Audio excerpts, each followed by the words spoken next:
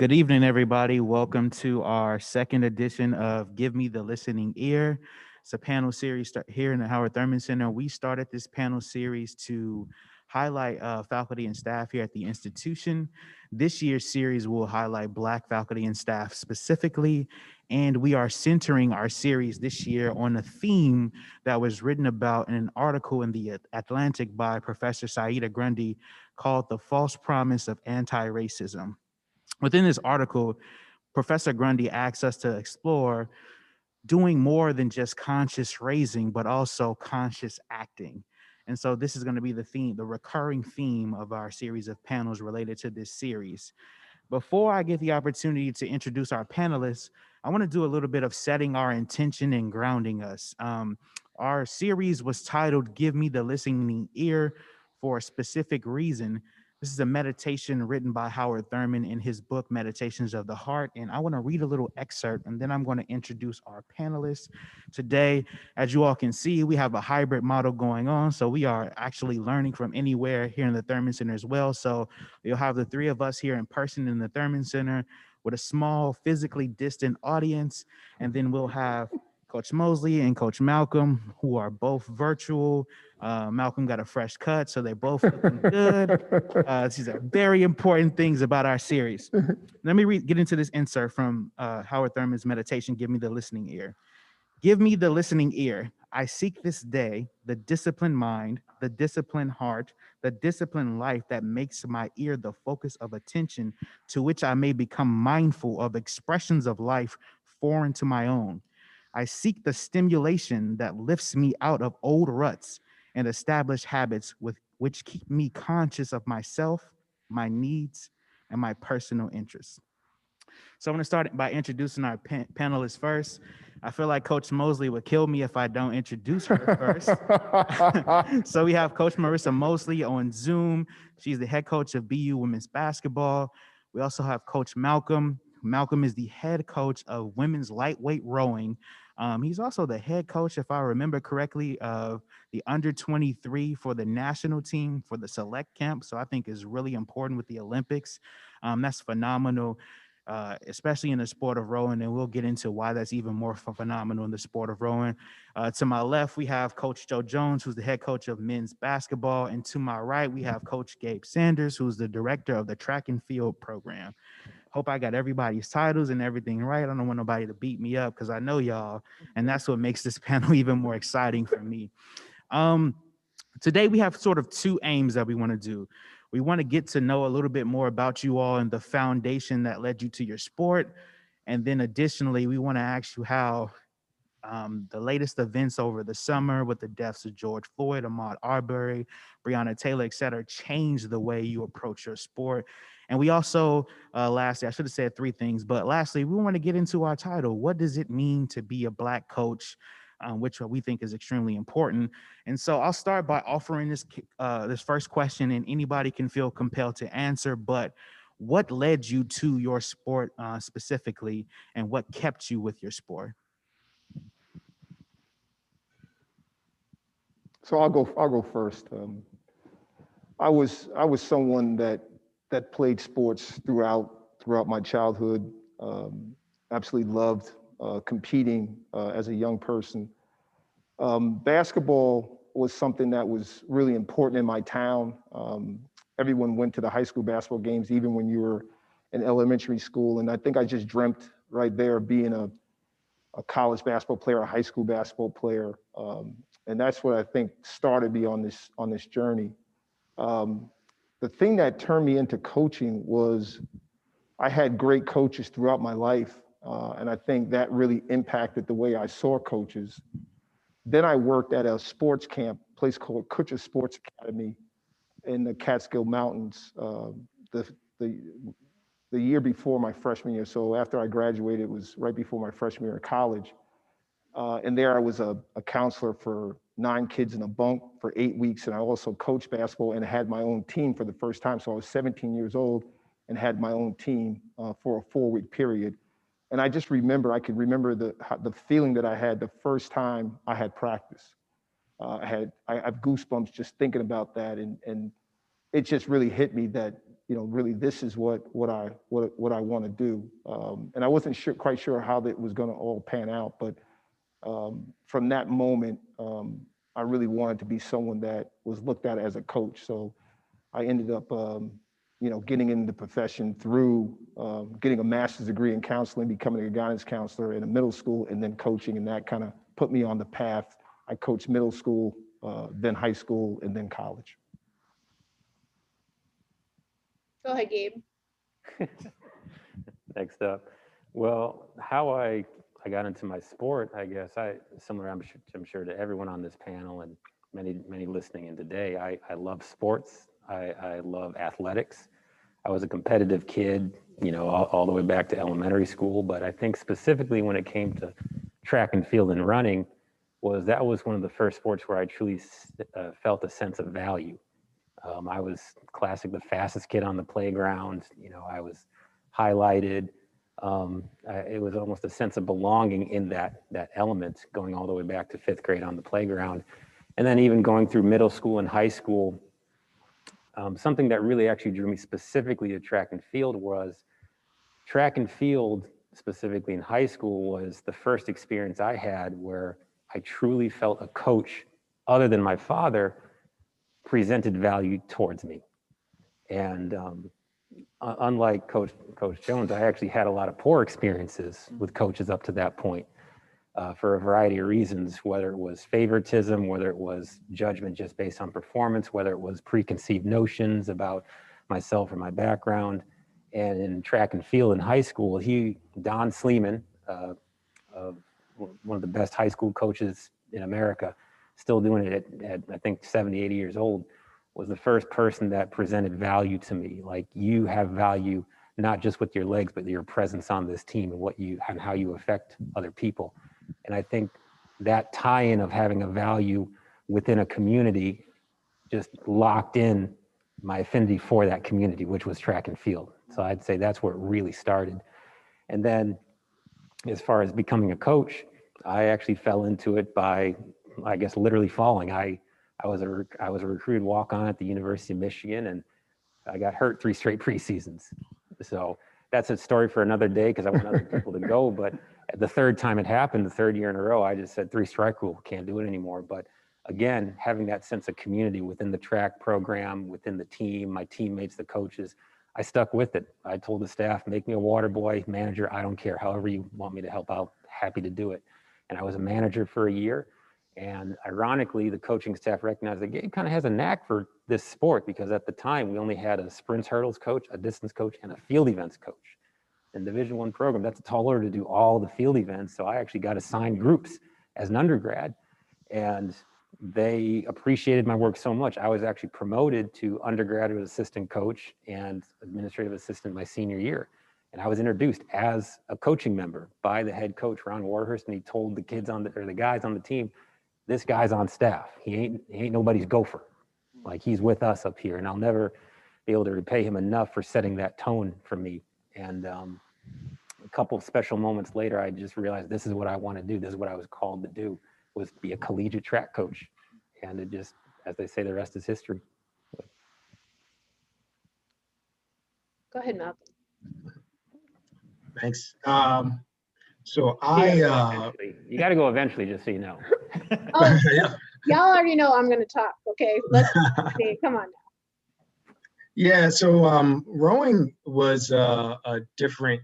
It's a different sport, and I am from Brooklyn, New York, where we didn't have the sport, at least not known to me at the time, in Bed-Stuy. And we moved to Northern Virginia from Bed-Stuy, Brooklyn. My mother and I, and it was just us. I have an older sister. She decided to stay in New York. But it was really culture shock for me. I didn't know most anybody, spent all my time with my mom. My grades, I think, struggled a little bit as I was down there and just kind of getting my footing. And the people that I met, the people that were closest to me, they all happened to be a part of this sport called crew that I had never heard of. And so it was over my sophomore year that they asked me to try out. I mean, I was tiny, 5 foot, 109 pounds. And what am I going to do, behind an oar? But they told me about this role of a coxswain where, my role was to steer the boat, to give the commands on the water. Essentially, I'm an on the water coach, and execute the race plan. And that it was the first time that I was ever really that I felt empowered and in control of everything around me. And I'm telling these 6 foot white kids how to what to do. And it was just one of those really rare experiences. And my grades improved dramatically. I got recruited to Marietta College, Southeastern Ohio. And I started to coach pretty quickly, even while I was in school. Would come back every summer and coach at the local boat club, Thompson Boat Center. And it was just a place where I knew what I was doing. I don't think that any other space that I was in that I felt truly as comfortable as I was in a boat on the water, just in this fully immersed in this sport. I was a teacher. When I graduated, I got my degree in psychology education and a leadership minor, and was I became a teacher in Fairfax County, worked with kids with emotional disabilities, and I was coaching along the same side. And so there was a lot of, I think, still trauma that the kids that I were working with every day, and then I would see the kids that I got to coach, and the parallels between, and so it was just something that no matter how much stress I had or trauma that I went through, it was always alleviated when I got on the water. So and then I think at some point I had a good friend that every once in a while you get asked that question: what would you do if you didn't have to worry about finances or whatever? What do you want to do? I said, I'd probably coach. And so she said, then why don't you just coach? And so I ended up quitting my teaching job and went and got an intern position at Princeton University. I coached there for a few years, and that was where the trajectory started. But it was really a place of calm and peace for me. And I try, and particularly now in these days with everything happening around us, I'm trying to instill some of that while still being as competitive as we can. All right, so we lost Coach Moseley, and we'll make sure we try to get her back. It's always funny. She made everybody go first, and then lost her. I really want to ask you all for you, and let's think pre. Okay, you're back, Coach.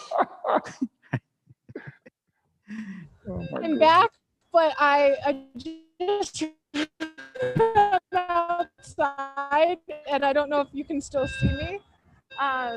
So could you come back to me in a second? I'm going to try to get into a place where we'll figure it out.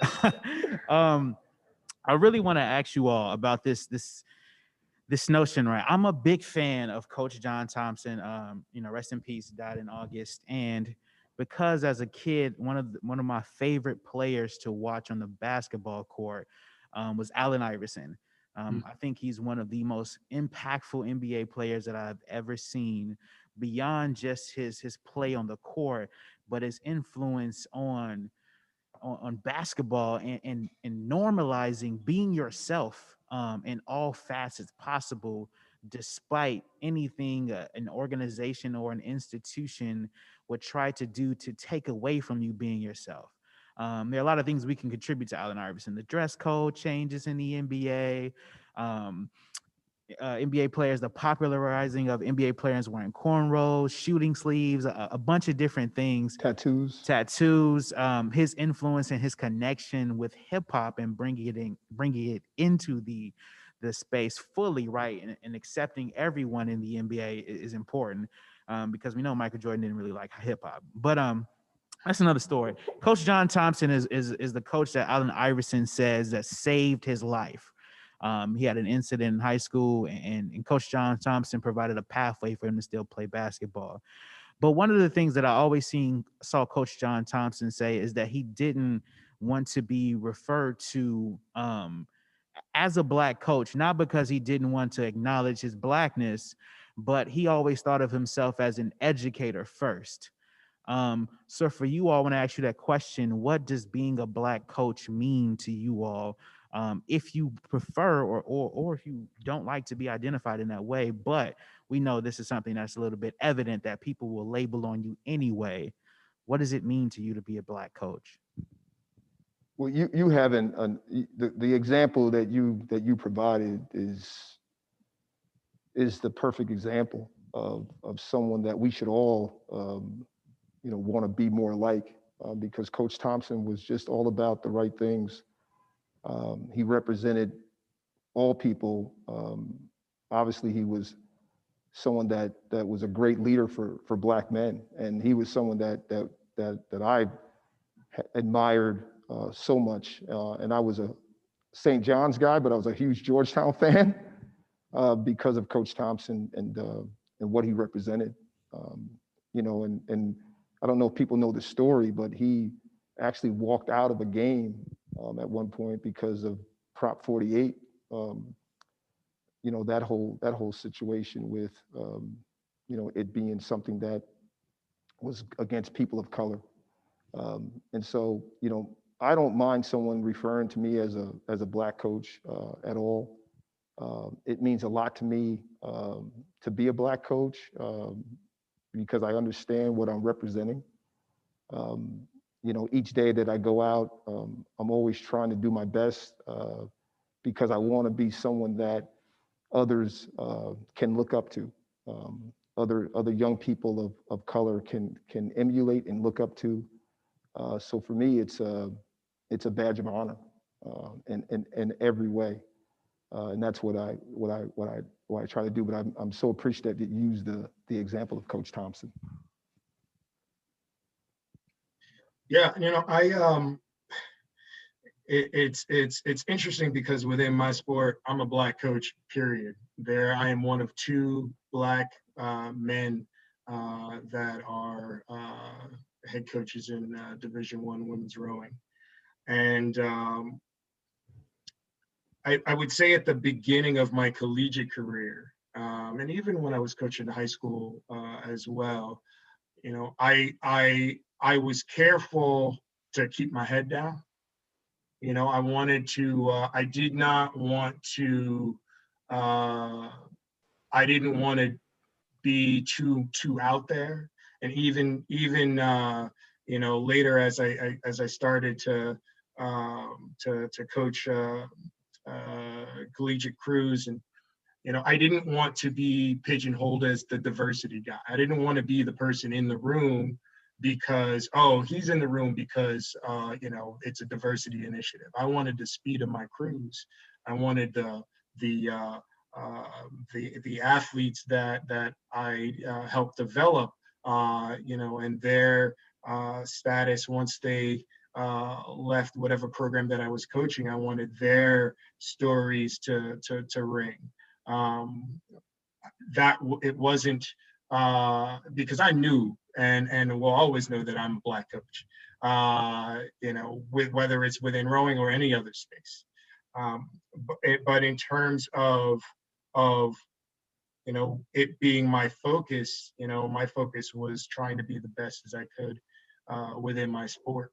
And now I think in the wake of everything that's been going on, not just this summer but before, and this awakening that's happening, this sounding of the alarm, I think that it is urgent to really speak to Blackness and Black excellence in my sport and in every sport. So it's certainly something that I've been aware of and proud of, and I think it's just the approach to what we do with the platform that we have. I would say for myself, well, first, Coach Jones and Coach Doldron, thank you for sharing. I definitely would say I take the follow of Coach Thompson and Coach Jones in viewing myself as not even an educator, but a servant above all else. That is how I view my role as a coach, especially for my whole career, but especially now, ironically, as a director and head coach of a program. I don't feel anyone below me is in servitude to me. Actually, it's ironically, it goes the other way around. And part of that servitude is also, it's the service of your communities.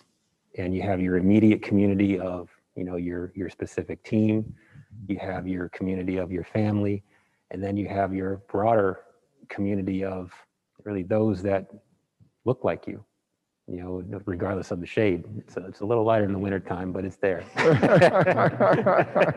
My light-skinned brother. So don't worry, I might not wear it on my sleeve all the time, but it's there. But so first and foremost, I want to be a steward in the public eye of those that I represent, both in-house, internally, and externally.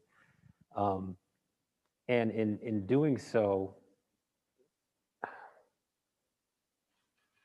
trying to choose my words carefully, in doing so, I feel that is how I represent myself and others the best as a Black coach, because that is a part of my being. And I know there have been a lot of people, thousands of people before me that have worked really hard to put me in the position that I am in today. Even up until a few decades ago, to have the opportunity to be viewed as a qualified candidate, a qualifiable candidate, not a reach or something that'll look good on paper.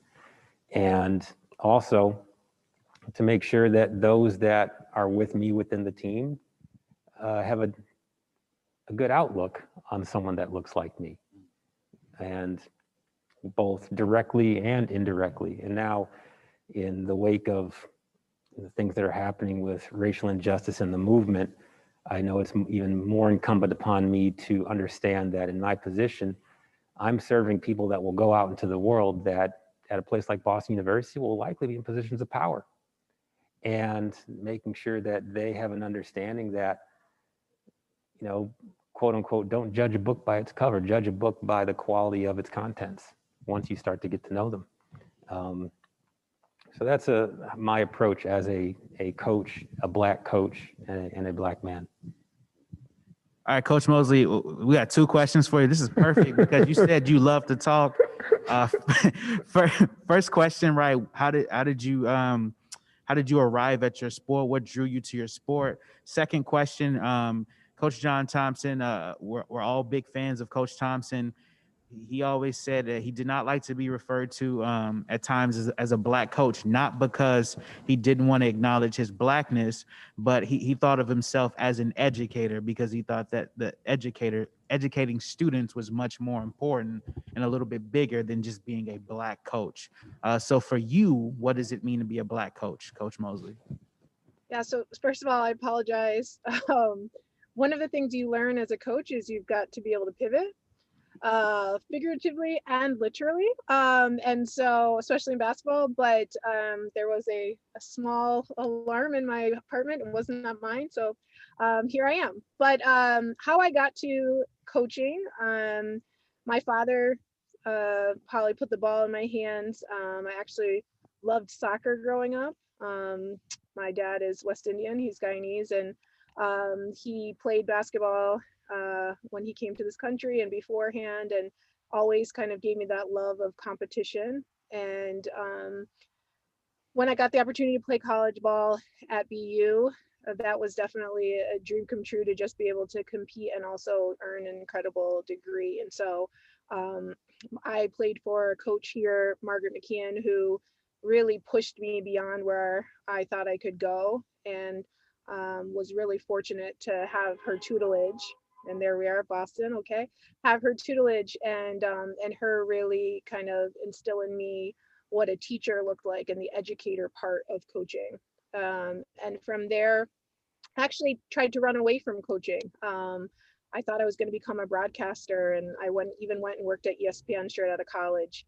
And 10 months into my stint, I recognized that, in fact, I really actually wanted to coach. I missed being around the game, and I felt like I wanted to be able to pay forward what it was that I had learned and developed um, and really ascertained from my coach. And so I was fortunate enough to get into coaching at the young age of 23, unlike Joe, because I'm better than him. I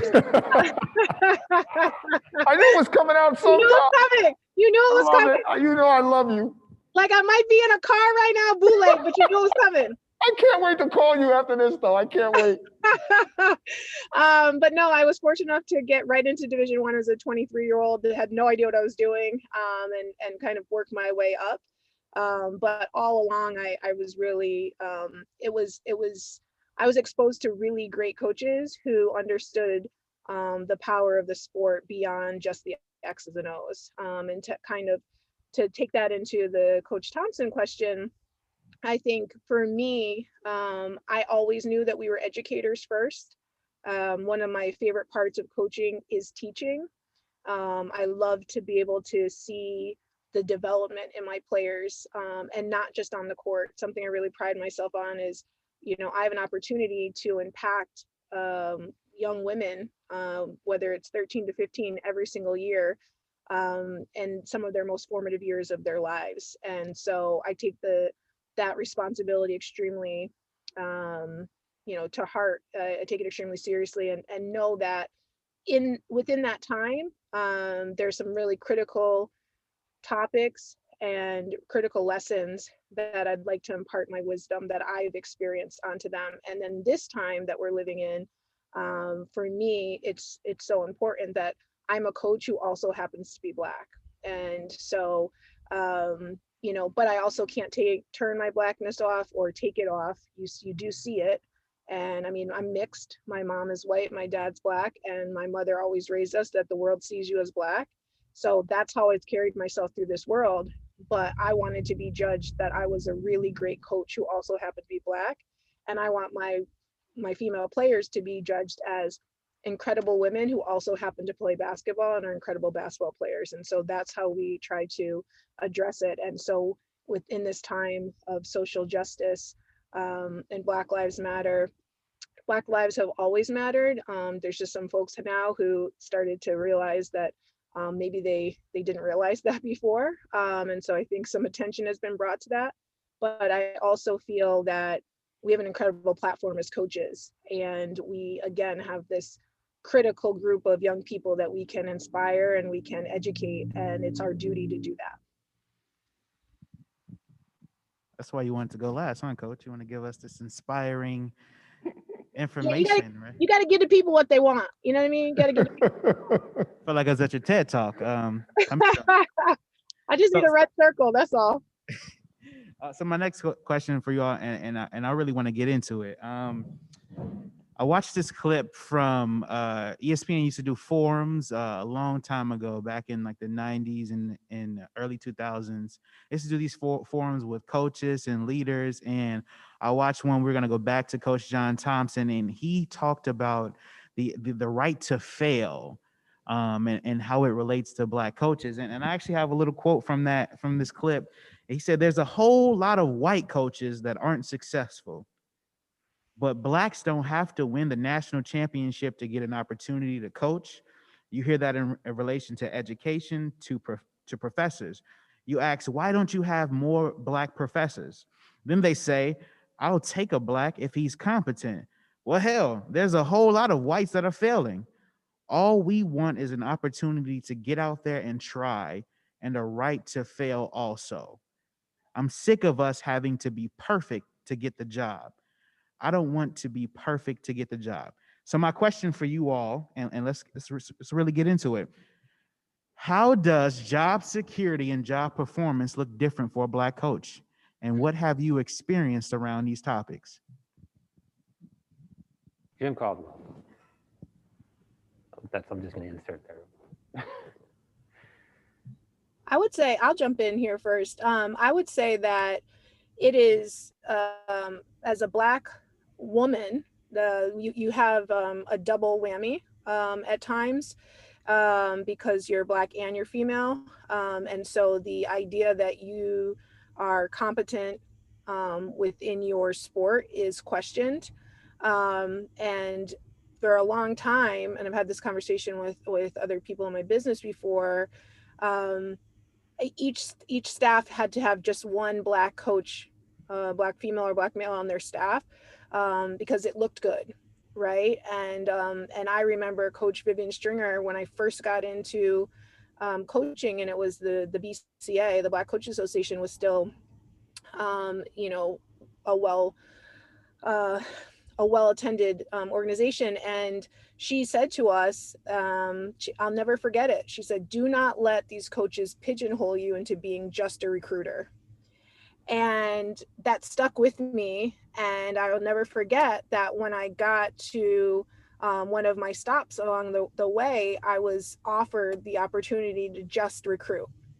Let's put you out on the road. Let's get you, you know, to make sure that you can go out and find players. And I think oftentimes a lot of Black coaches get labeled as just that.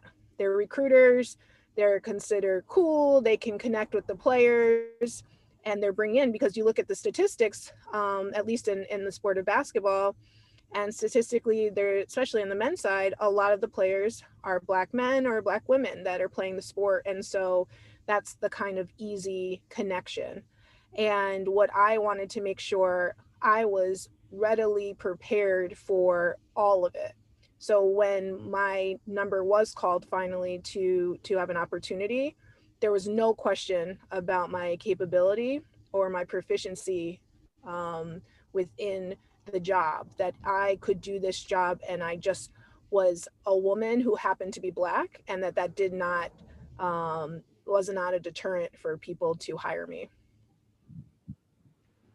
Well, I'll piggyback on that because Marisa has said some things that I would agree on.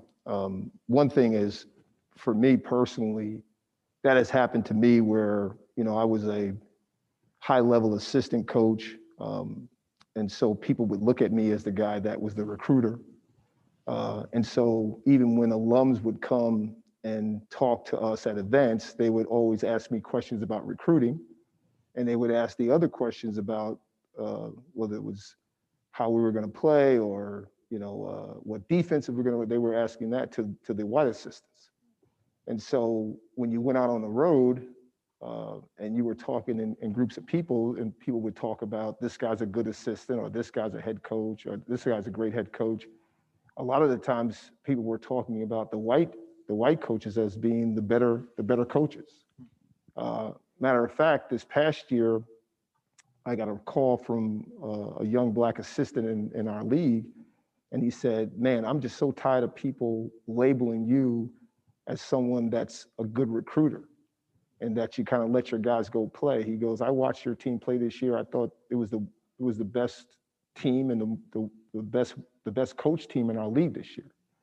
And so that is still going on with even within the Patriot League, that I'm viewed as someone that's a good recruiter, but maybe he's not as, you know, in terms of his technical skills, it's not as good. So you're fighting those battles all the time. My brother at Yale for years fought that, and he's had one of the better runs of anyone in the whole league. But, you know, for a while he had yet to win Coach of the Year, and I think right now he's second in all-time in wins and third all-time in wins in the Ivy League. And so he had to fight through that. And, you know, a lot of times you have to be so good at what you do, so there's no doubt that you are proficient and you're an excellent coach, because you don't get the benefit of the doubt. as a Black coach at times. And so that's the battle that you have to fight at times. And I just think that for myself, I know who I am and I know what I'm about, but at times it gets frustrating when people label you in a certain way without not really understanding the value that you bring as a person and as a coach. And if I could just jump right back in real quick, the other thing I would add to that is when you talk about the job security piece of it, it's kind of a well-known secret that whether it's at the collegiate level, the pro level, whatever, what have you, you have to do well. I'll never forget that when I got this job, I was told by several people, you have to do well. Black people. We need you to do well. I even had some white people tell me you need to do well. Understanding the gravity of me in this role and what my success or failure would mean to my race, other people who would follow behind me. And so that's an incredible responsibility to carry, in addition to just needing to win, wanting to make sure your kids are successful and safe, and all of these things. You're carrying around this incredible responsibility to your people that you are representing them, and you must do well. You cannot have any missteps, because there's not a recycled lot of Black coaches. There's not this pool that just kind of recycles itself like it happens for white coaches. And that's fact. And Yeah, sorry. Oh, go ahead, please. No, yeah, I mean, to touch on that, I think one of the reasons why I try to really push my crews and perform at a high level is because I am one of two, and if I'm ever going to see a rowing landscape that has more than two Black men in the sport, then there needs to be a path set for that group behind, and to have those young coaches be able to see someone doing it, right? You can't be what you can't see. And so in part of that weight, I accept it. I want it because, one, I think that I'm capable of doing it, and two, it's just so very important to broaden the pool of coaches that can be brought in. There's particularly in advancement. I've been passed up for head coaching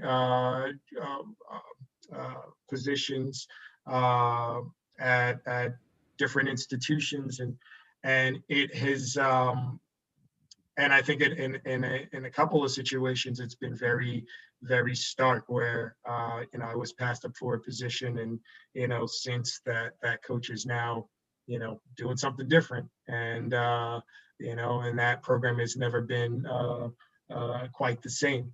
So for me, it's about really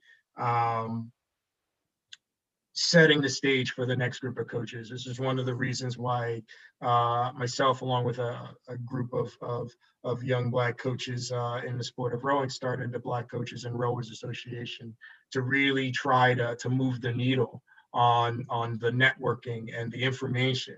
A lot of that is just having access to and knowing how to really coach at well at this level, and having the right references and having the right connection. So for me, it's really, again, urgent for me to do the absolute best job as I can, because in this sport, which is incredibly white, I need to show that next group and the present population that we're more than capable of doing this the right way.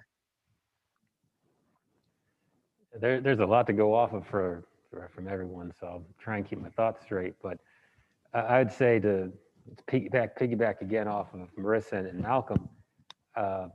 Personally, I felt personally, as far as jobs throughout my career, for the most part, I have been treated, I do feel, fairly throughout, but but I've always carried this weight of, again, representing myself and my community to the nth degree, and in turn being so good that it cannot be ignored.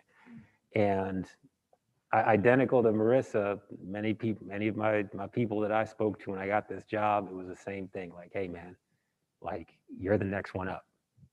Like, you're the next Black director of a program, and now even a prestigious university. So like, we only get one shot at this. Like, that was and has been the sentiment. And having that, I don't want to call it a burden, but I'm not sure what other term to use. You know, it's something I've been very proud of, because I'm gonna kick ass at this job. Like, they're not gonna be ready for what's coming in a few years. And it's being set by the culture and tone that's being set within the program right now.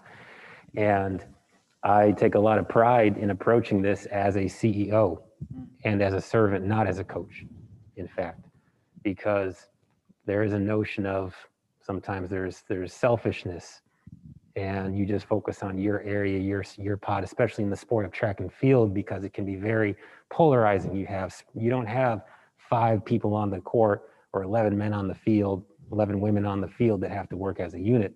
You have a group of sprinters, you have a group of distance athletes, you have a group of throwers, you have a group of jumpers, and it's up to the head coach and director to decide which direction you want to go with the program. And everyone just assumes, hey, it's going to be a sprint powerhouse. I'm not going to say it's not, but for me, I've actually taken a step back in even the recruiting area of sprints, because I want to make sure that I'm running a well-rounded, well-oiled machine, that it shows that we can be in charge of an entire program, and the entire program can be successful, and no one is getting second fiddle. From the outside looking in, on the other hand, not my perspective, I have seen in my field the recruiter, the recruiting coordinator, and it's a shame, because I've spoken to a lot of these young men and young women that are very aspirational and very inquisitive about their sport and their craft, and they're being underserved and underutilized. And I wish that it would be used as an opportunity to actually utilize your full staff instead of just using them as a recruit. You've got a bright young mind. So anyone that I bring in is not going to be a recruiting coordinator. That might be a role, but I'm going to support them to the nth degree to be a phenomenal coach. So this question is a question real quick for Malcolm. This summer, a documentary was released, A Most Beautiful Thing, about the first ever all-Black high school rowing team in Chicago. As someone who mentioned, right, you're one of 2 Black men coaching at the university level in college rowing, college crew. What did it mean for you to see a documentary like that, especially told from the perspective of an all-Black rowing team? It was amazing. It was amazing. And Arshay is a part of the Black Coaches and Rowers Association as well. So we were able to hear about this project and understand its gravitas before it came out. And the biggest thing for me is how visible the sport is in communities of color, and that it's there. It's something that you can do. I didn't know about the sport until I moved to Northern Virginia. I don't know if I would have ever heard about it if I stayed in Brooklyn until, of course, this movie came out. So in terms of widening the lens of people and broadening access to people that, hey, this sport exists and people do it, right? A lot of folks, the gentlemen that were represented in that documentary, they thought that they were the first Black crew ever. They didn't realize that Howard University had a program. You know, so it's and even before that, many of the other programs, the Mandela program here in Boston, there's quite a few that had all Black crews. So the broadening of the the options and opportunities for people, I think, is the most important thing. And it's something that we need to take advantage of. And one of the, now that people see it, the responsibility is on the sport of rowing to become more open, to think about and really do a gut check on how inclusive and inviting our spaces are, our boathouses are.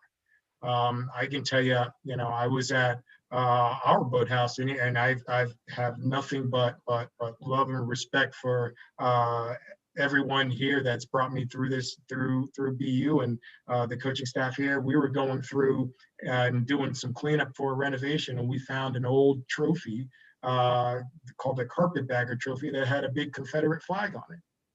And this thing was buried. And, no one knew that it was there, but it was there from the past history of BU. So it's something that everyone needs to be aware of. Now that there's a big lens, what are you going to do with it? If we look back, knowing that this happened, and we look into the future and the needle has not moved at all, and there's not a greater influx of Black and brown athletes in the sport, then I'll probably feel differently about it. But for right now, it's just given me a lot of joy and a lot of hope. Yeah, so for me, I'm from Chicago, and I had never heard of this team. I believe the high school was Mansfield or Mansfield. Manly. There you go. And so to see a documentary bringing men from the west side of Chicago, some who have been involved in the gang lifestyle and the gang culture, others who were just the disinherited of Chicago, those who were left behind and not considered, folks who had to navigate parents with drug addiction, to adopt a sport that wasn't stereotypically seen as one that Black people would participate in, and some of the transformative steps that Arshay was trying to take with, even having the guys interact with the police, and to, have that experience of knowing the police in a different light and participating in a race with them.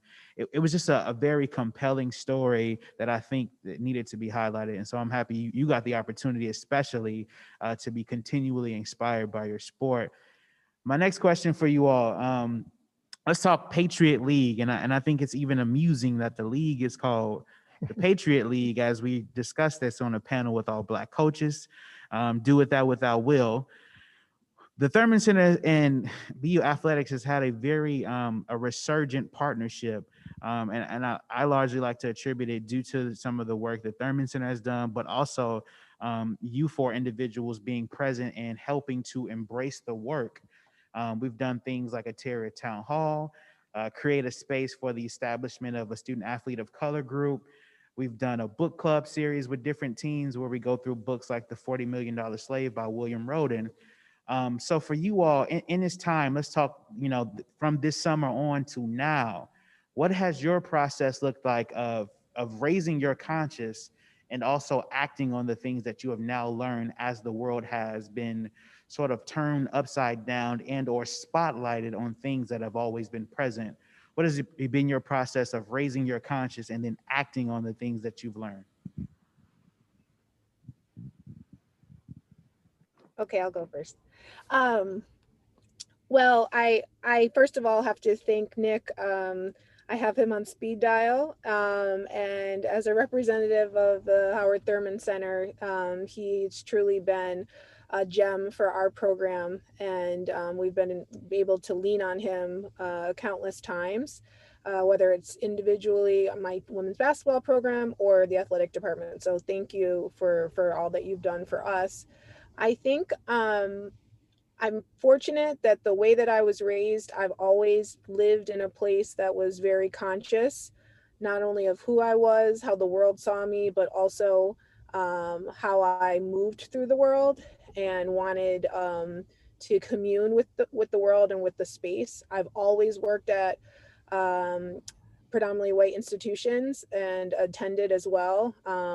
I have almost exclusively been the only Black coach, female coach, full time, whether assistant or head coach at every institution that I've worked at. And so I think that there's been a part of me that knew this work was necessary everywhere I went. This time has, to your point, there's been, I don't even know if it's a spotlight, a floodlight, a Batman sign. There's been, just incredible attention that has been brought to systemic racism and social injustice that's been happening in our country for far too long. And I think our kids and this generation are now more acutely aware and way more vocal in a safe space, right? They've been given the permission to be a lot more outspoken, whether they were Black or white, and more, to some extent, accepting and inclusive than other generations have been in the past. And so I think that's created a really unique opportunity for us right now. And athletics has always really been at the forefront of the social justice movement. When you look back through time, whether it was Muhammad Ali or Bill Russell, John Carlos, I mean, the list goes on, and those are just Black men. There's Black women have been extremely involved and outspoken. And so for me, that was something that I really took to heart and thought, you know what, I have an opportunity here to use my voice and use my platform. And so whether it was doing a book club with our team, whether it was, having a discussion with our athletic department, or not just being a one-off, but understanding, and the players that I know, the players that I recruit and the players that I coach now, understanding that this is who we are in women's basketball. This is not just a moment, it's truly a movement. And we will always talk about these things. We will always acknowledge where we have deficiencies, and we will continue to strive to move forward. So for me, it was a very emotional time. I've shared that with the BU family. I don't know if I've ever been so emotionally impacted for that long. I cried. I do all my work in my basement when the pandemic started. And so I was down in my basement for three straight days, really struggling with what I was seeing, thinking about who I am and what I'm all about, what I think I'm about, and trying to realize and make sense of all this, and obviously still struggling with that. But what it did for me, it made me understand that there was just more I needed to give. I thought I was someone that was doing the work or living the right way, so to speak. And when this hit, I really came to grips that I wasn't coming close to doing things that I needed to do. And so for me, thinking about the guys I was leading, that was one of my first thoughts was, how can I be there for them? How can we create a platform for them to be able to express their feelings? And so we went through that with the guys. And then I started thinking more outwardly in terms of what can I do for our city? What else could I do? How can I get involved with voting? How can we get involved with some of these other things? And then looking at our country. And so just trying to get more involved. Marisa and I are on a coalition called ABIS that's fighting for fighting the fight. We actually have a call tonight at 8 o'clock we'll be running to after this. And so I've just spent my time trying to impact more on a global stage than I have in the past. You know, there's just a lot of work to be done, to be honest with you. And what I want to make sure that I do, and as we get into my season, that I don't lose that passion that I have in terms of fighting for what's right for people of color. That I continue to do the work even through my season, because I think there have been times where, you know, I can get really focused on my team and just really need to give time to this, that we talk about this on a more consistent basis. This becomes part of our program at BU men's basketball, that we're fighting for people that can't fight for themselves, and we're doing more than we have ever in the past. And that's what I'm committed to. For me this summer, it was just a lot more just talking and relating to close friends and colleagues, having much more deeper open dialogue than we've ever had before. And realizing how much of this shared emotion we genuinely have, and working through our emotions together. And then for myself personally, this summer is just realizing how much I don't know about our history. And actually, I credit so much to our newest member, one of our new members, Professor Kendi, who is now here in his work with Stamped, his work with how to be anti-racist, and trying to have a brainstorm of how we can have, even within our program over time, real impact and real change, specifically, not even necessarily to the broader community, but what can I do within our program? Because as I mentioned before, my viewpoint is, in our program at any given time, we're sending out 20 to 30 people every single year into the world that will make a difference. And how can I and we affect the attitudes of those 20 to 30 people that will actually be able to be active and engaged in improving society from a racial and a social injustice standpoint? And what does that look like long term? And also, especially in the beginning stages of being a shoulder to cry on for a few individual athletes, creating spaces for a population of our athletes, having open dialogues within our team, and creating safe spaces that did not have judgment amongst each other, just to make sure that we are one unit and one family, and breaking down barriers and really misconceptions about each other to bring us closer. So that's been a lot of my charge over the past 6 to 8 months.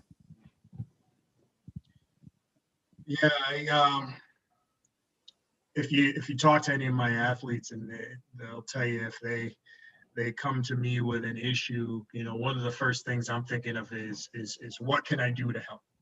You know, what can I do to help them handle this, or do this, or vent, or whatever have you? And when faced with this same issue, you know, there's so much that you can do and that you want to do. And I think one of the ways that I've had to elevate my consciousness is knowing that I can't do everything, even though I want to. You know, and I like the way that you put it, Joe, of thinking globally. And you know, for me, I'm thinking globally but acting locally. And so and I've been pretty active with a lot of different issues. I actually so I live in Brookline, and we have a strange open town government way of doing things here. And so where there's a 5-member select board, who's kind of the executive branch, and a 240-member legislative branch of town meeting. And so I'm a town meeting member, re-elected this last May, and it's taking on a lot of responsibilities there, from creating a community engagement plan, where we're focusing on making sure that the town is connected to the government, and vice versa, that the community has a say, and that there's shared leadership throughout, focusing on housing affordability, you know, focusing on voting, This is one of the things that we've done here at BU with the Social Justice and Inclusion Committee, trying to focus in on education, advocacy, and activism. So there's, and I also joined the U.S. Rowing Diversity, Equity, and Inclusion Committee. So there's a lot of fluidity, I think, in what I do, because the kind of the grassroots level of the Black Coaches and Rowers Association, helping to support the U.S. Rowing as the governing body of rowing, Collegiate Rowers Coaches Association. How do we move the needle with just increasing awareness of Black and Brown folks in the sport, and then in terms of thinking more in social justice ways, how do we help support these student athletes that want to have a voice, that want to move things forward, that I think at times don't feel as empowered as they can and should. How do we guide them through this really tumultuous time? And we're a couple of weeks out from either being on the road to unity or more divided. So how do we help people deal with those traumas? And so again, as I'm already starting to think about, what can I do here? And, knowing that I can't do everything, but do something, don't just sit on the sidelines. We've got to be active. So related to your question, we have a couple audience questions, and I'm gonna try to get to some of those, and then I'm gonna ask a final question of you all. So related to your question, related to what you just said, sorry, Malcolm, and this is for everyone. We've seen in the NBA an increase in social justice activism with the Social Justice Fund that was created by the NBA Players Association. We've also seen an increase in demonstration and symbols to make sure that the conversation is that it doesn't just end on social media or in the world, that it's always in your face. And so we've seen an example where the Milwaukee Bucks, for example, decided to protest one of their playoff games against the Orlando Magic. And then there was a little bit of debate amongst all of the other teams on deciding whether or not to protest. So this question that we have here is, have your athletes disagreed with each other on whether or not to protest before a game? If so, how did you as a coach handle those moments of tension? Back when Colin Kaepernick started, I won't say protesting, but started bringing awareness to social injustice in America, there was and still has to this day been a large controversy about standing for the flag, kneeling for the flag. And I can remember having a conversation with a few athletes about, what are you going to do and what's going to happen? And I said, well, I will likely stand. And I said, well, what are you going to do? And this young group of people said, oh, I ain't getting up. I said, okay, well, what are you going to do after that? And they looked at me cross-eyed. I said, okay, well, what are you going to do after that? And we were talking through the idea of protesting social injustice, then take the next step. Because at the end of the day, Colin already took that step for us. Now, what are you going to do next? Are you going to become more active in the community? Are you going to become more active in voting? What does that look like to you? And it was just a moment of, okay, let's start thinking globally now. And okay, what is the next step? And what is the next step of action that is finite, that you can actually do, and tangible that you can do? So, as far as directing and guidance, the conversations that I have had is just trying to provoke thought and not provoke finality. I would just add to what Gabe was saying. I think when I was an assistant is when in 2016, when Colin Kaepernick was kneeling, and I was at UConn at the time, and arguably, the best women's program in the country for women's basketball. And what were we going to do? Every single one of our games are televised nationally, and you've got tons of eyeballs on you. You're located in Stores, Connecticut, and your audience is historically a very older white group of folks. And so, not that there aren't Black fans or anything of that nature, but typically in the 10,000 seat arena, it's pretty skewed. And so, despite the fact that a majority of your young women are Black that are out there and are running around and quote unquote entertaining, if they decide in this moment to speak out and kneel and join the fight, what are we going to do about that?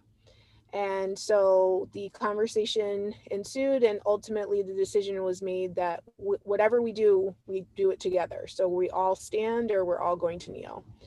And so we ended up standing. But I think our decision, I'm still not sure if we made the right decision, to be honest. But I agreed with Gabe to the point that we also talked through. Draymond Green at the time came out and he really challenged that exact point. Once we kneel and the attention has been brought to this issue on a global or national stage, then what? And so we decided that we would use that platform to affect change at home and have discussions and educate our student athletes, and then try to have a broader impact. And so I think that really has instructed me here. I want my kids to feel like they can speak out, and I've tried to encourage that in this time as well and support that. But I think that ultimately you're in a tough position because you still represent your institution. So I think there's a little bit where you are, no pun intended, but handcuffed with what you can or cannot do or say. We were in the same situation, coaching at that time. And we did a very, very similar to what Gabe did and what Marisa did. We kind of talked through it. We wanted to do it as a group. We ended up standing.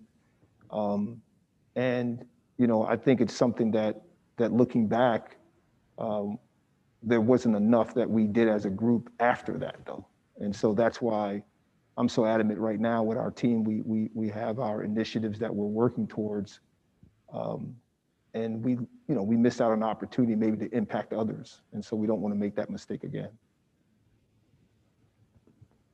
Yeah, we're from a non-traditional sport where, there's no anthem, you can't play it across the entire river. So I did not have to have that discussion, but, I wish I could have. We're in a sport where there's no, there's no Gwen Berry, there's no Maya Moore there. So having people that have a true platform to stand up and stand out, I hope we get there, and I would love to have that conversation. Shout out to Gwen Berry. That's my classmate. We went to college together, and my unofficial neighbor. Nice. Gwen would know what that means. So we have some more questions, and I think this is a question that Black people in general, we get a lot, where we have the responsibility to figure out how to educate everybody else. And before I ask this question, I just want to say Google is free. What can we, the white community and others, do to help educate and change culture surrounding society's views of Black coaches that you all have so eloquently discussed? Hire more Black coaches. And I say that a little tongue in cheek, but I think it's true. If you look across the board, I think, I was just on a discussion, a Zoom a week ago, and we were talking about hiring practices, and we were talking about the Rooney Rule in the NFL, and now there's a Russell Rule in the West Coast Conference. And with the Rooney Rule, statistically, the Black head coaches, men who became head coaches, statistically had done better in the years that they were fired than their white counterparts, and yet they still were fired. And most of the Black coaches had done better over their careers as well. And there was often a question of, well, why is that? Well, they were forced to be in an apprentice role for so many years that they honed their craft, that they were more ready than their white counterparts when they did finally get the call. And so I think giving an opportunity, and like we said from the outset, no one's looking for a handout, looking for an opportunity, and those are very, very different things. And if given the opportunity, there's going to be Black people who thrive, and there's going to be Black people who fail. But the same thing happens with white folks. There's just not, it's not the same attention brought to it. So I think one is give opportunities, hire more Black people, and I think also release some of the unreasonable expectations about what's going to happen when we're in those roles, because we're human too, and there cannot be the expectation that we are going to have to be excellent and twice as good at the same, to do the same job.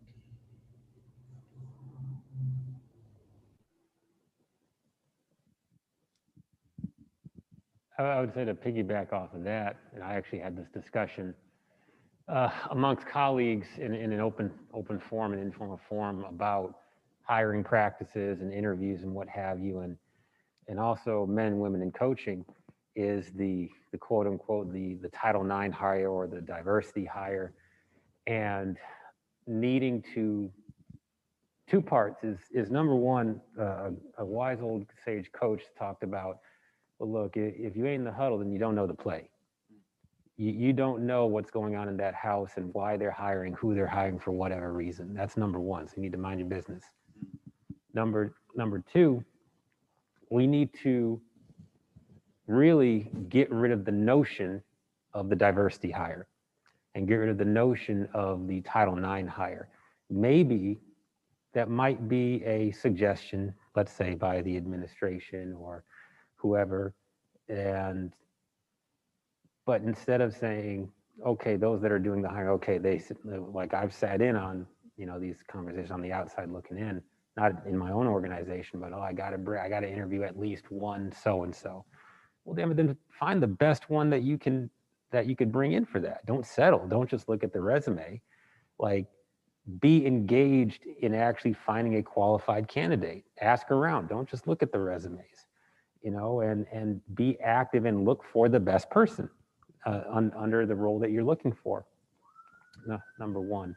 Number two, as far as education, as far as educating those around you, there is such thing as education fatigue in both your associates, in your students, in your team. There is fatigue, and you are right. Google is free, and just from a societal standpoint, there are dozens and dozens and dozens, if not hundreds, of phenomenal Black scholars that have been writing about these issues for decades.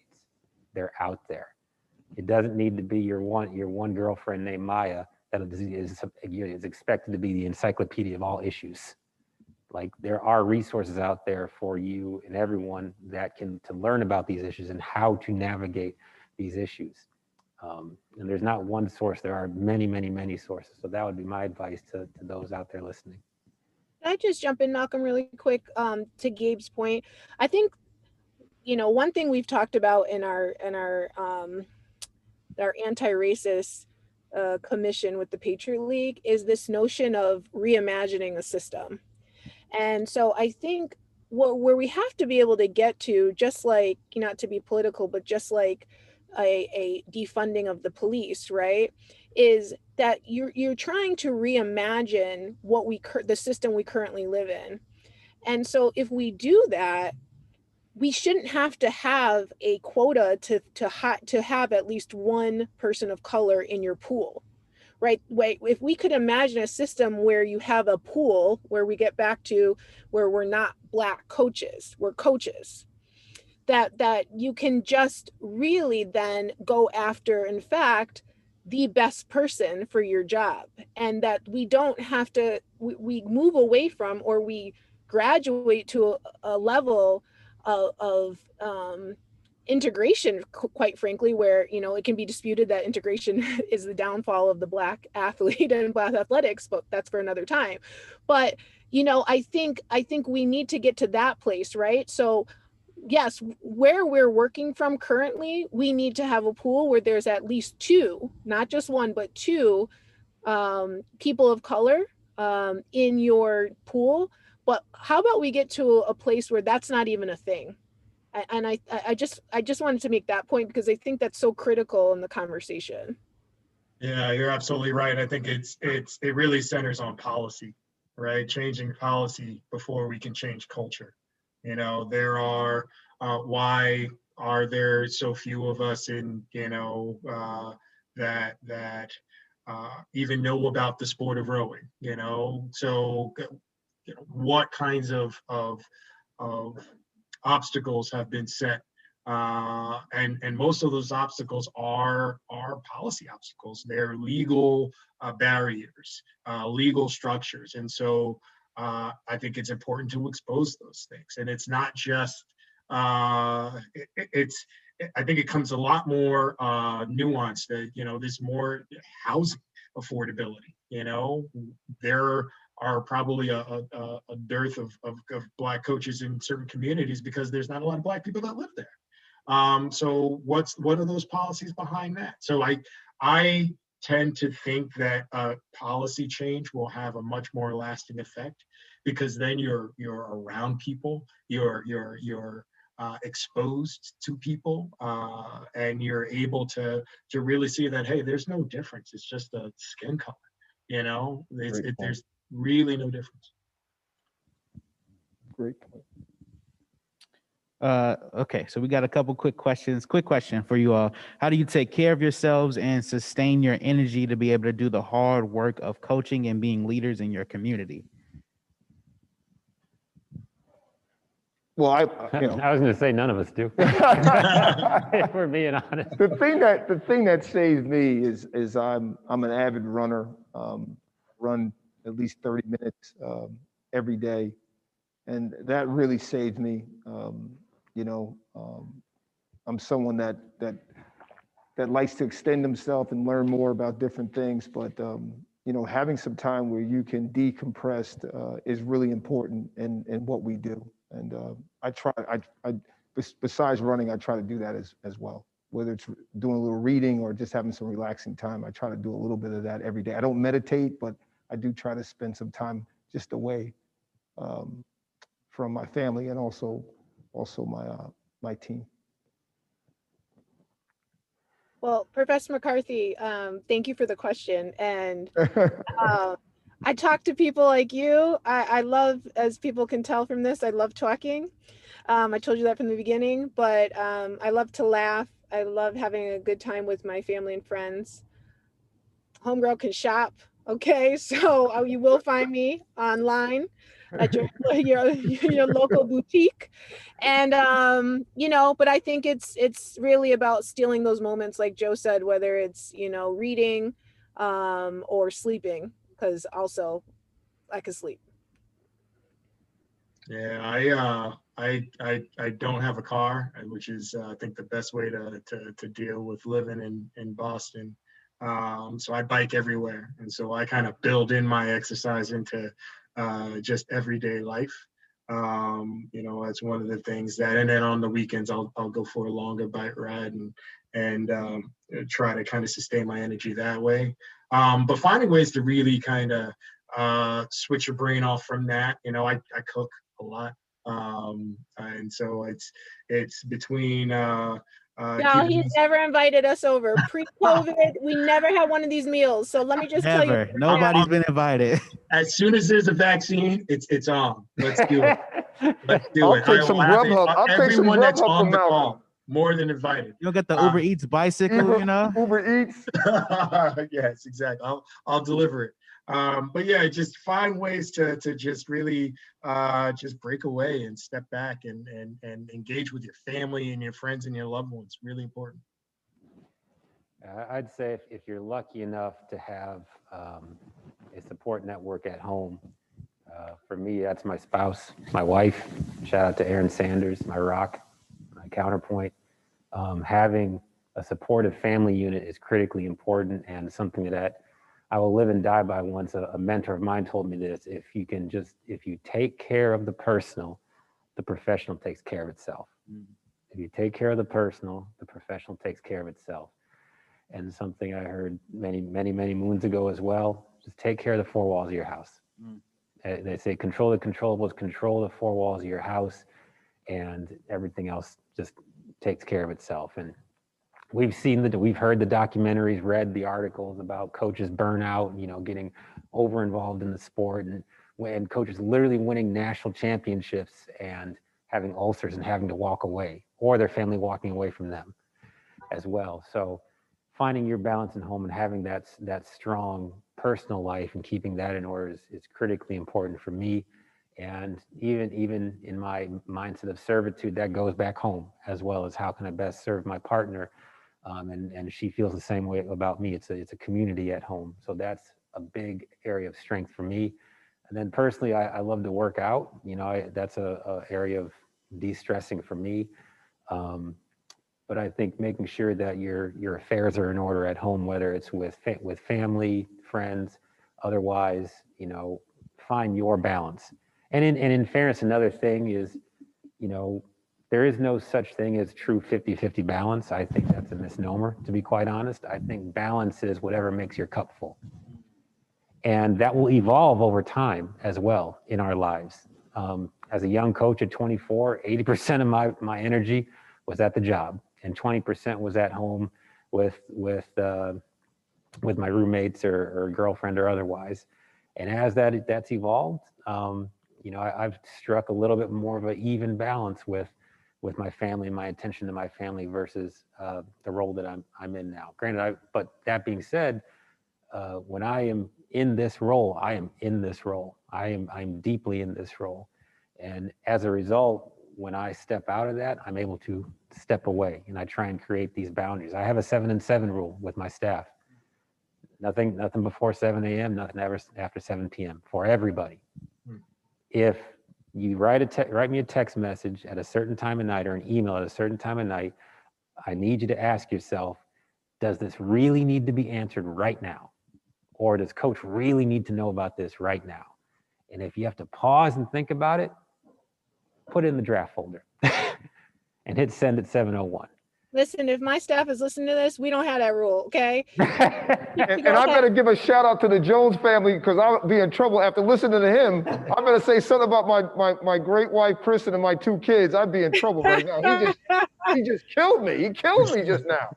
I didn't say nothing. If it's good news, like you got a verbal commitment, get at me. If it's something that happened on Ashford, get at me. But otherwise, don't ask me about bringing in the massage therapist. Don't ask about, hey, coach, what do you think about this scholarship offer? If the offer can wait, like little nuanced stuff. So that's been a big thing for me. Yeah, my guys are going to want to go work for him. For real. I mean, I think there's balance, and we tried to implement a no texting on Saturday rule unless it was something that was really necessary. And I think we've all failed miserably at that. But I hear you, Gabe, and I think it's wonderful. And I'm going to shout out my family who's watching at home. You guys are my rocks. I could do none of this without you, family. Let's go. All right, they're gonna be mad, but I want to sneak this question in here. Because Gabe inspired me. He said balance is whatever makes your cup full, and I feel like that's something that Howard Thurman would say. So I have to sneak this question in there. Howard Thurman identified community as the single most important quest of his life. He believed reconciliation was essential to community, and he believed community and love were synonymous. He defined love as the intelligent, kind, but stern expression of kinship of one individual for another, having at its purpose the maintenance and furtherance of life at its highest level. For you all, what has your sport taught you about love and reconciliation? Oh man, so much. I mean, it's such a challenging thing to coach. I think about past players that may have not been everything you wanted them to be as people and as players. Maybe they haven't lived up to everything. Maybe you haven't lived up to what they saw when they got to be you. So I have some guys that love their experience. I have some guys that are maybe a little indifferent about their experience, and really trying to continue to nurture those relationships, um, throughout their time here, and also after they leave. It's very challenging. It's you're trying to do a job, and you're trying to be fair to everyone. But at least in my sport, it's very tough for everyone to be over the moon about their experiences, because you're going to recruit guys and you're going to see some things, and maybe they don't develop into the player that you think they are. And there's always going to be a little animosity there. So, these are relationships that you got to continue to work towards. And Howard Thurman said it, love is the whole thing. Like, I absolutely adore my guys. I love them. They know that. I tell them that. And as I've gotten older, I've coached through my love for people. And it really has calmed me, and has given me a focus that I didn't have when I was a younger coach. I know I'm truly there for them. I'm here as someone that is just trying to help them through their time here. That's my goal, and it's their program, and I'm just here to try to support them through that. And when I changed my mindset towards that, it really gave me a mindset that I'm really proud of. Yeah, I would say very similarly is doing everything I can to facilitate the love of the sport and the experience, because that's what it's all about. And something that a motto that we have in our program that we've brought when it comes to competition specifically is there's really only two viewpoints. It's a very binary approach that anybody will have to competition. That is, it represents either one of two things. It is either a threat or an opportunity. There's almost no in between. And you wouldn't believe how many athletes, even coaches, what have you, will go into the starting blocks, into the circle, on the runway, and they are scared to death. It's very threatening to be in that environment for whatever reason, versus creating a space where this is an opportunity for betterment or criticism. Criticism being a positive word, and being critical is actually something that is very positive, is being critical. And being able to relay that experience to the broader scope of life as well. The things in life are very threatening, or there's an opportunity that's laid before you. And that's something that I've been able to approach, coaching as. I view every day as an opportunity. I might fall on my face, but I can get up, I can look at what I tripped on and not trip on it again.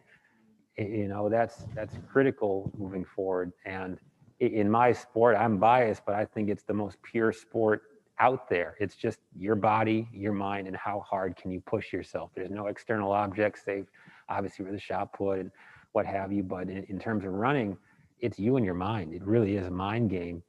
And having that mindset of threat versus opportunity is critical. And part of that is helping young people navigate that approach to it, and facilitating an environment that everything becomes an opportunity and nothing's threatening, and making sure that we applaud effort. That's what this sport has really taught me as well, is you will be rewarded for your effort. Whatever the end result is, that's not necessarily a finality, because there is victory in the journey of getting there, because you will not have regret.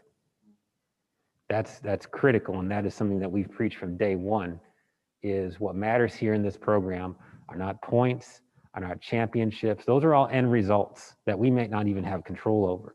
But what matters in this program is your effort for yourself and your teammates. And if you give your effort, you are a champion, and this will lead to a championship culture. And that's what this sport has given me is, life rewards effort, and that's what we give. Yeah, we talk a lot about the same kind of thing, in that it's success is is not given, it's rented. And the rent's due every day.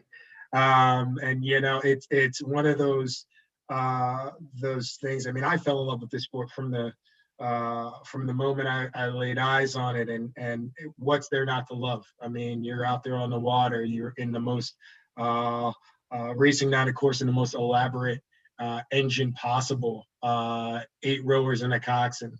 And it's so aesthetically it's beautiful, and you can look at it from the sidelines, it's like, oh, that's pretty, and then you really dial into these athletes and what they're doing and having to do every day, and it is it's a struggle.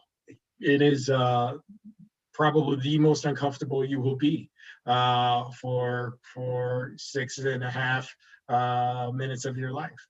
So I think that they have taught me more about love. The collective athletes that I've coached throughout my time has taught me more about love than I think I could ever impart on them.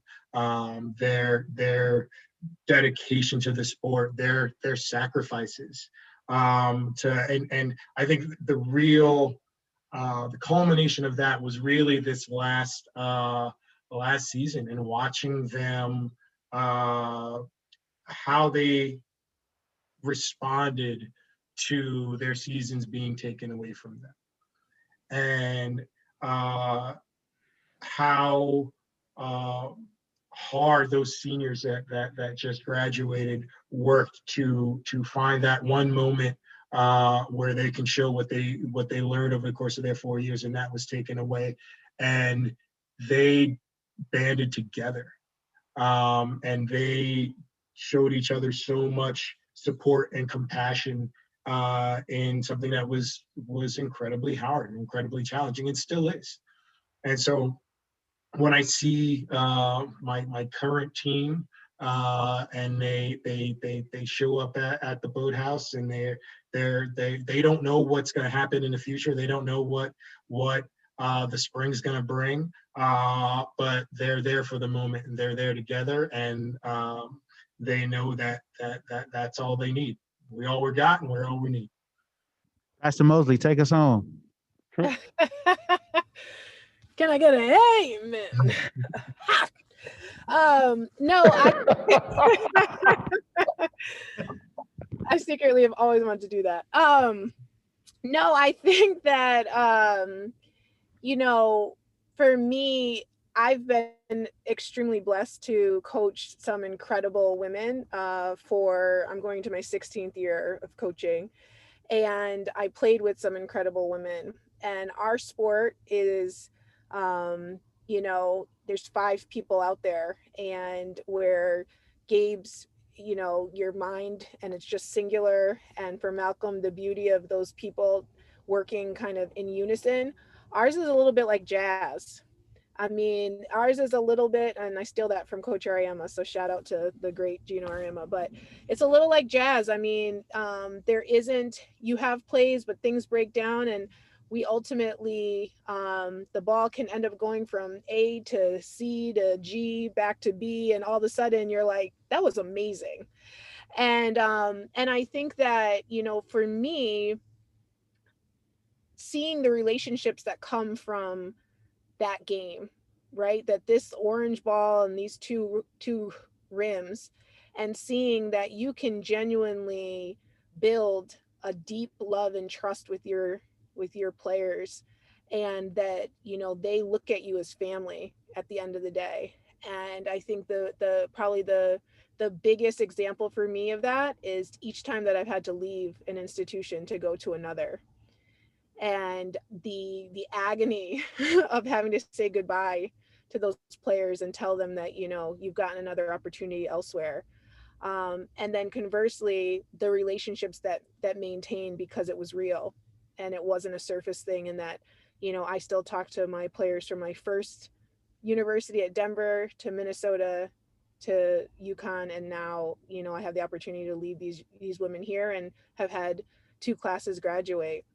And so I think that really the love of that, more than the sport and the beauty of the sport, is the relationships that we get to build and get to maintain for years after they stop playing. Hallelujah. Pass the collection plate around. I want to thank all of you all, Coach Joe, Coach Moseley, Pastor Moseley, Coach Malcolm, Coach Sanders for coming in and being a part of our panel. Give me the listening ear. Again, this is reminiscent of a Howard Thurman meditation that really inspired us to do this series, and we will do more. So be on the lookout. You can follow us at all of our socials, BUHTC. You can look at the website. Once again, I want to say thank you to our HTC team. This is not possible without Pedro right now sitting in the room feeding me questions. Pedro. Hey. It's not possible without Miss Kennedy coming up with the idea with others. It's not possible without Sherry and Laura Rose doing all of the marketing. It's not possible without everybody's support and help. So in the spirit of sport, we are an HTC team that often gets called the A team. Thank you all for being a part of our panel, and thank you to everybody that asked questions. And sorry we couldn't get to all of those questions. And everybody have a good night and be safe. Thank you, everybody. Thank Thank you. you.